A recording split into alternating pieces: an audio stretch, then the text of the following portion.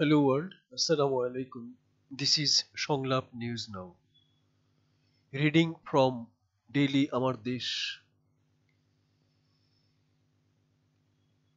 দিল্লির জবাব পেলে হাসিনাকে ফেরাতে পরবর্তী পদক্ষেপ, পররাষ্ট্র মন্ত্রণালয়ের মুখপাত্র। স্টাফ রিপোর্টার, প্রকাশ 24 ডিসেম্বর 2024, 22:35।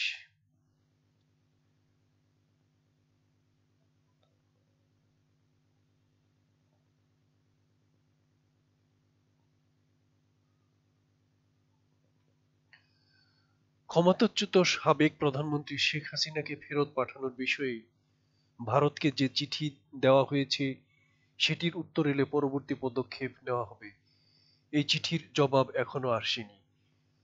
মঙ্গলবার পররাষ্ট্র মন্ত্রণালয়ে সাপ্তাহিক ব্রিফিংয়ে পররাষ্ট্র মন্ত্রণালয়ের মুখপাত্র মোহাম্মদ রফিকুল আলম সাংবাদিকদের প্রশ্নের জবাবে এই মন্তব্য করেন।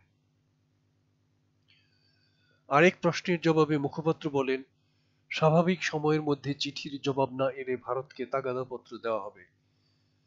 তবে স্বাভাবিক সময় কতটুকু জানতে চাইলে মুখপাত্র সে বিষয়ে সুনির্দিষ্ট তথ্য দেননি। তিনি বলেন, আমরা অত্যন্ত সংবেদনশীল বিষয় নিয়ে আলোচনা করছি, এর স্বাভাবিক সময় ব্র্যাকেটিং করার সুযোগ নেই। এসব ক্ষেত্রে কখনো কখনো কোনো বিষয়ে বছরের পর বছর লেগে যায়। সাবেক প্রধানমন্ত্রী হাসিনার বর্তমান স্ট্যাটাসটা কি ভারত সরকার তা জানিয়েছে কিনা এমন প্রশ্নের জবাবে মুখপাত্র বলেন, এ বিষয়ে বিগত দিনগুলোতে বিভিন্ন সময়ে গণমাধ্যম থেকে আমরা প্রশ্ন পেয়েছি। পররাষ্ট্র উপদেষ্টা ও পররাষ্ট্র সচিব এ নিয়ে উত্তর দিয়েছেন। এটি নিয়ে আমার কমেন্টস করার সুযোগ নেই। প্রধান উপদেষ্টার সঙ্গে যুক্তরাষ্ট্রের জাতীয় নিরাপত্তা উপদেষ্টার ফোনালাপ নিয়ে মন্তব্য জানতে চাইলে মুখপাত্র বলেন, রাজনৈতিক নেতৃত্বের মধ্যে নিয়মিত যোগাযোগ রাজনৈতিক প্রক্রিয়ার একটি অংশ। এখানে টেলিফোনে যোগাযোগ হতেই পারে, এটাকে আলাদাভাবে ব্যাখ্যা করার সুযোগ নেই।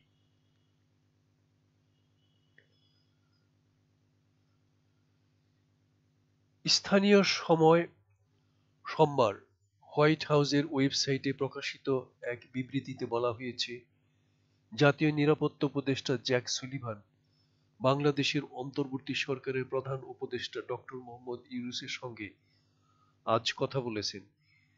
চ্যালেঞ্জিং সময়ে বাংলাদেশকে নেতৃত্ব দেওয়ার জন্য ডক্টর ইউনূসকে ধন্যবাদ জানিয়েছেন তিনি। ফোনালাপে উভয় নেতা ধর্ম বর্ণ নির্বিশেষে সব মানুষের মানবাধিকারের প্রতি সম্মান প্রদর্শন ও তা সুরক্ষার ক্ষেত্রে নিজেদের প্রতিশ্রুতি ব্যক্ত করেছেন। পররাষ্ট্র মন্ত্রণালয়ের মুখপাত্র মোহাম্মদ রফিকুল আলম জানান, লিবিয়ার নৌবাহিনী ভূমধ্যসাগর থেকে বাংলাদেশি অভিবাসী সহ মোট ৮২ জনকে জীবিত ও ১৫ জনকে মৃত উদ্ধার করেছে। এদের মধ্যে ৮ জন নিহত সহ মোট ৩২ জন বাংলাদেশি নাগরিক। পররাষ্ট্র মন্ত্রণালয়ের মুখপাত্র মোহাম্মদ রফিকুল আলম জানান, লিবিয়ার নৌবাহিনী ভূমধ্যসাগর থেকে বাংলাদেশি অভিবাসী সহ মোট ৮২ জনকে জীবিত ও ১৫ জনকে মৃত উদ্ধার করেছে। এদের মধ্যে ৮ জন নিহত সহ মোট ৩২ জন বাংলাদেশি নাগরিক।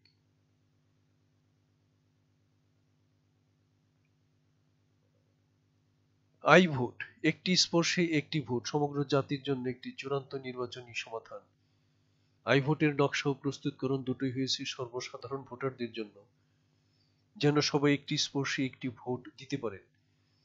I vote, instant registration of voters, instant creation of executive positions, instant nomination of candidates, instant vote event management, instant result of the vote event. This is my voice over this news text published in the dailyamardesh.com on December 24, 2024. Thanks for watching. Comment, share and subscribe when you like.